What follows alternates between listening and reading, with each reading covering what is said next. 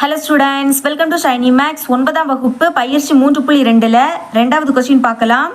இங்கே B of X கொடுத்துருக்காங்க. எனில் பி ஆஃப் 2 ரூட் 2 காண்க. இதோட மதிப்பு என்னன்னு கேட்குறாங்க. தந்திருக்கக்கூடிய இதை ஃபஸ்ட் எடுத்து எழுதிக்கலாம். P of X equal to X square minus 2 root 2 into X அடுத்து ப்ளஸ் 1.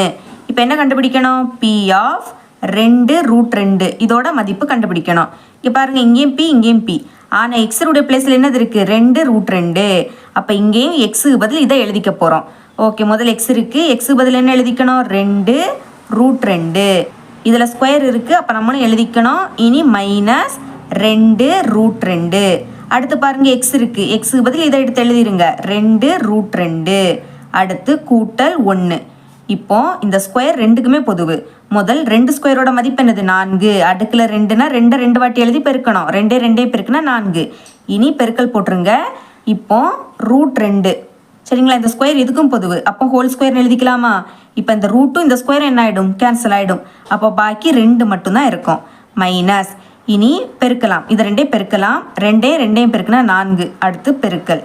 இனி ரூட் 2 ரூட் 2 கூட தான் பெருக்கணும். ரூட்டில் இருக்கக்கூடியதை ரூட் இருக்கக்கூடியதோட தான் பெருக்கணும். சரிங்களா? இப்போ பாருங்கள், 2 வாட்டி இருக்குது. அப்போ இதை இப்படியும் எழுதிக்கலாம். ரூட் 2 எழுதிக்கிட்டு 2 வாட்டி இருக்கிறதுனால இதோட அடுக்கில் 2. இப்போ இந்த ரூட்டும் இந்த ஸ்கொயரும் கேன்சல் ஆகிடும். அப்போ பாக்கி என்னது இருக்கும்? 2 மட்டும்தான் இருக்கும். அடுத்து கூட்டல் அந்த 1. இப்போ பெருக்குங்க. 4 2 8 மைனஸ் 4 2 8 அடுத்து ப்ளஸ் 1. இப்போ ரெண்டுமே சேம், ஆனால் வேறு வேறு குறியீடு. இது ப்ளஸ் இது மைனஸ். அப்போ இது 2 கேன்சல் ஆகிடும். பாக்கி என்னது இருக்கும்? 1 மட்டும்தான் இருக்கும். இதுதான் பி ஆஃப் 2 ரூட் 2 மதிப்பு. சரிங்களா? இவ்வளோ தான் இந்த சம்.